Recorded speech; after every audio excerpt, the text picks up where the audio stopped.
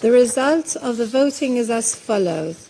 13 votes in favor, 1 vote against, 1 abstention. So here it is. The draft resolution has not been adopted owing to the negative vote of a permanent member of the Council.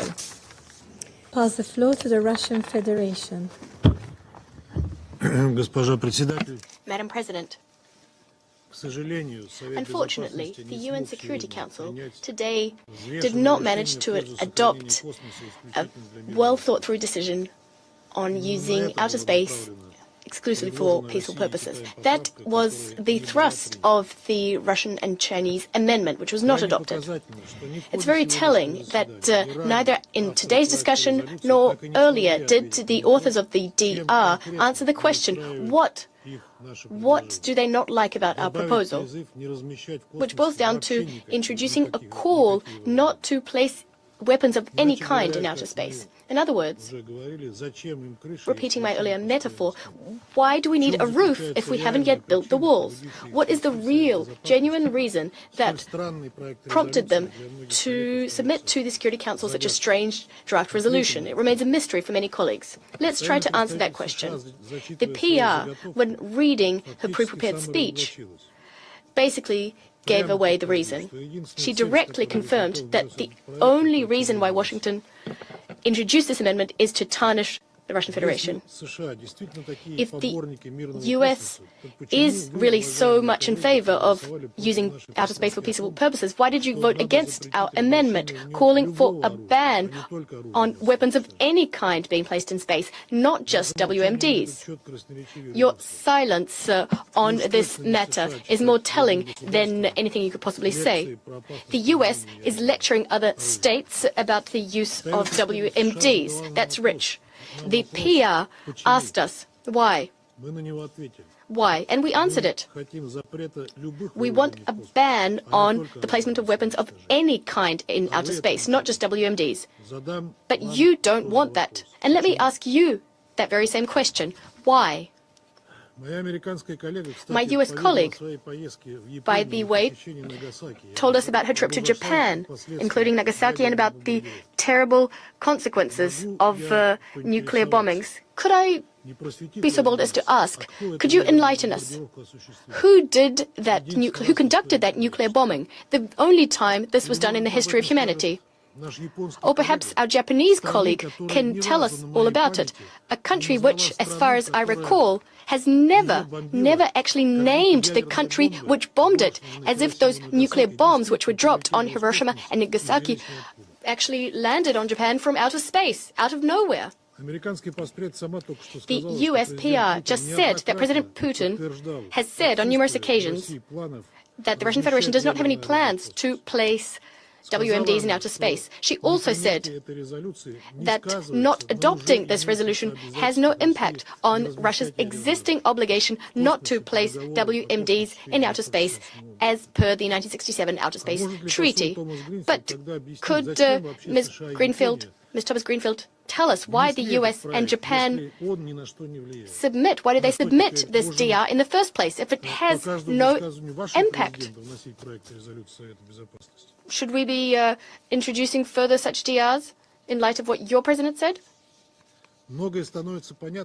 It all becomes clear, or at least much of it, if we recall that the US and their allies announced some time ago plans to place weapons, including strike combat systems, in outer space. The use of force or threat of force in outer space, from space against Earth or from Earth against objects in outer space. This was directly mentioned in a number of space strategies of Western states. They're available, publicly available. Over the last few years, the US actively spoke out against any initiative geared towards Paros. A shining example is the fact that the US has been blocking for many years now a Russian-Chinese proposal on a treaty on the prevention of the placement of weapons in outer space, which was authored all the way back in 2008. The Russian Federation, and relevant experts are well aware of this, has pursued a completely opposite, a very constructive policy line. In various fora, in the First Committee of the General Assembly, at the Conference on Disarmament, in the Disarmament Commission, in COPUOS, the Russian Federation has been promoting initiatives geared towards preventing an arms race in outer space. For the record, I would like to state again, we're prepared to sign an international legally binding agreement. We could even do it tomorrow.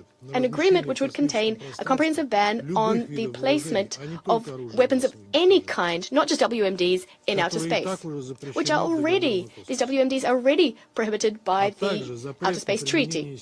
We're also in favor on banning the use of force or the threat of the use of force in outer space, from space against Earth or from Earth against objects in outer space. The problem is that our Western partners won't agree to this. They are, in fact, actively, militarily exploring outer space. And lest they pull the wool over our eyes, let me state it for the record, they will not issue the militarization of outer space. The U.S. delegation today proposed a DR without due regard for the Russian-Chinese proposal. This is just a politicized product, propaganda, which has nothing to do with keeping outer space for peaceful purposes.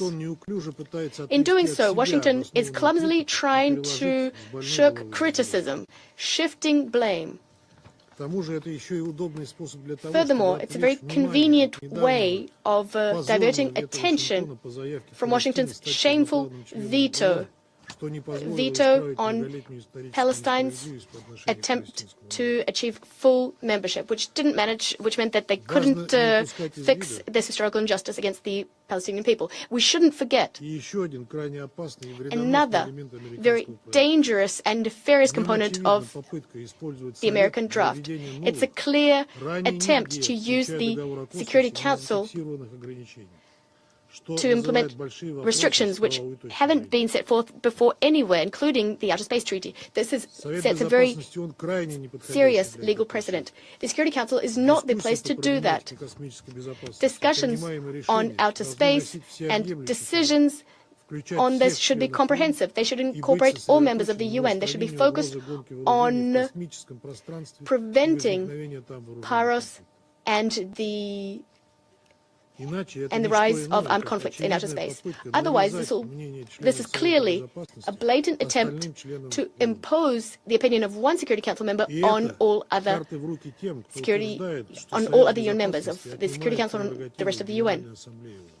And in fact, the maintenance of international peace and security remains the prerogative of the UN Security Council. The Russian Federation remains duty-bound to the obligations it undertook under international law in outer space, playing along with aggressive plans, giving the green light to politicized initiatives. We won't engage in that. If Security Council members from Western countries have been pounding their chests, talking about the fact that they're committed to keeping outer space peaceful, if they're prepared to reaffirm this, not in word, but in deed, we're prepared to give them another chance. That is why we'll be submitting shortly an alternative draft resolution to the Security Council. We will begin negotiations thereon as well.